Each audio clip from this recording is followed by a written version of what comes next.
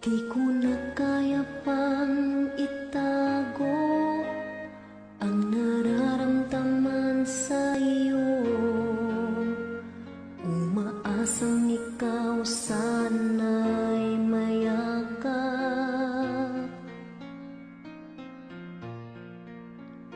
Di ko na kaya pang ilihim, nasasaktan lang ako sa aking pag-iisa.